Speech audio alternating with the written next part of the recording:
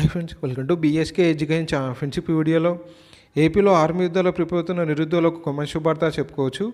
ఏపీలోని గుంటూరు బ్రహ్మానందరెడ్డి స్టేడియంలో మే 16 నుంచి మే 30 వరకు ఆర్మీ రిక్రూట్మెంట్ ర్యాలీని కండక్ట్ చేయనున్నారు. సో చాలామంది క్యాండిడేట్స్ సార్ ఈ ఆర్మీ రిక్రూట్మెంట్ ర్యాలీకి వెళ్ళే ముందు ఏ ఇంపార్టెంట్ సర్టిఫికేట్ తీసుకెళ్ళి దానికి సంబంధించి క్లారిటీ వీడియో పోస్ట్ చేయడం జరిగింది.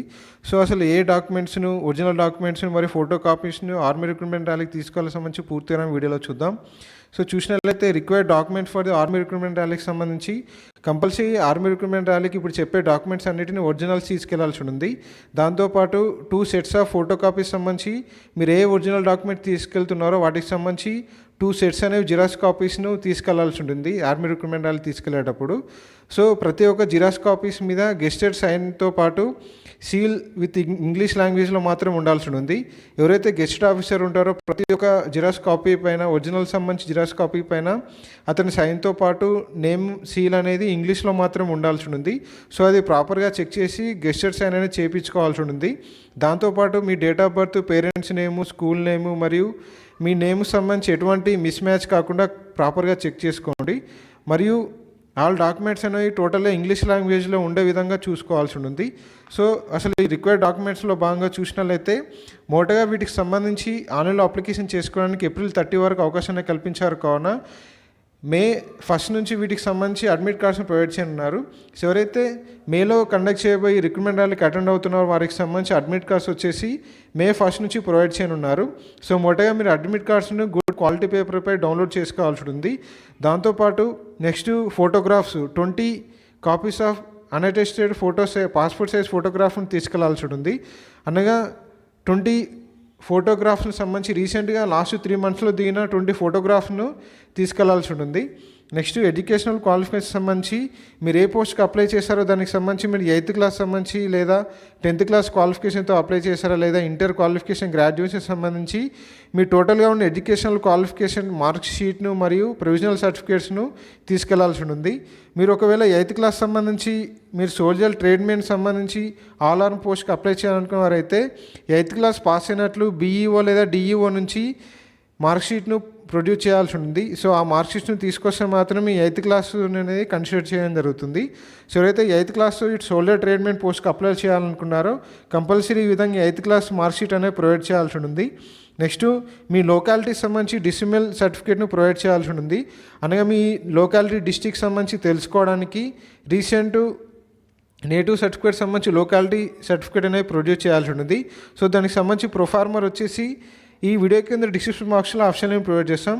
అభ్యర్థుల లింక్ ద్వారా పీడిఎఫ్ నోటిఫికేషన్ డౌన్లోడ్ చేసుకొని అందులో అపెండిక్స్ సి అనే కేటగిరీ ద్వారా టోటల్ వివరాలు తెలుసుకోవచ్చు.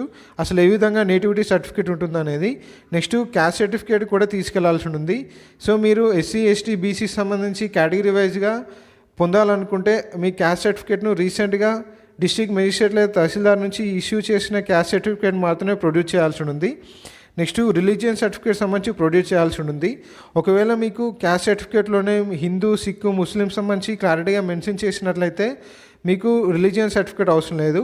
ఒకవేళ క్యాస్ట్ సర్టిఫికేట్ మీద మీకు రిలీజియన్ మెన్షన్ చేయనట్లయితే కంపల్సరీ సపరేట్గా రిలీజియన్ సర్టిఫికేట్ అనేది తహసీల్దార్ చేత ఇష్యూ చేసిన రిలీజియన్ సర్టిఫికేట్ అనేది ప్రొడ్యూస్ చేయాల్సి ఉంది.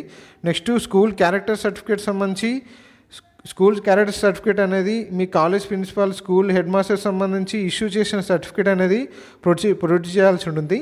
మీరు లాస్ట్ ఎక్కడ చదివారో అక్కడ సంబంధించి కాలేజ్, స్కూల్ మరియు దీనికి సంబంధించి ప్రిన్సిపాల్ నుంచి హెడ్ మాస్టర్ సంబంధించి మీ లాస్ట్ స్టడీడ్ ఎడ్యుకేషన్ ఇన్స్టిట్యూట్ నుంచి స్కూల్ క్యారెక్టర్ సర్టిఫికేట్ అనేది తీసుకురావాల్సి ఉంది. నెక్స్ట్ క్యారెక్టర్ సర్టిఫికేట్ సంబంధించి లాస్ట్ 6 మంత్స్లో మీ క్యారెక్టర్ సంబంధించి సర్టిఫికేట్ను ప్రొడ్యూస్ చేయాల్సి ఉంది.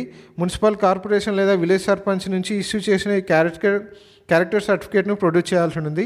నెక్స్ట్ అన్మ్యారీడ్ సర్టిఫికేట్ సంబంధించి మీరు లాస్ట్ 6 మంత్స్లో మీరు అన్మ్యారీడ్ సర్టిఫికేట్స్గా ఉన్నట్లు, మీకు ఎటువంటి మ్యారేజ్ కానట్లు కంపల్సరీ ఈ విధంగా అన్మ్యారీడ్ సర్టిఫికేట్ను ప్రొడ్యూస్ చేయాల్సి ఉంది. సో దానికి సంబంధించి ఫార్మాట్ ఆఫ్ అన్మ్యారీడ్ సర్టిఫికేట్ సంబంధించి నోటిఫికేషన్లో అపెండిక్స్ డీలో నోటిఫికేషన్లో మెన్షన్ చేయడం జరిగింది. సో ఒకసారి మీరు నోటిఫికేషన్ డౌన్లోడ్ చేసుకొని మీరు అపెండిక్స్ డీలో ఉన్న అన్మ్యారీడ్ సర్టిఫికేట్ ప్రొఫార్మాని ఒకసారి చెక్ చేసుకోవచ్చు. నెక్స్ట్ నో ఇన్వాల్వ్మెంట్ సర్టిఫికేట్ అనేది ప్రొడ్యూస్ చేయాల్సి ఉంది. మీరు ఎటువంటి క్రిమినల్ కేసెస్లో ఇన్వాల్వ్మెంట్ కాలేదని తెలియజేయడానికి ఈ నో ఇన్వాల్వ్మెంట్ సర్టిఫికేట్ను అపెండిక్స్ సిలో నోటిఫికేషన్లో మెన్షన్ చేశారు.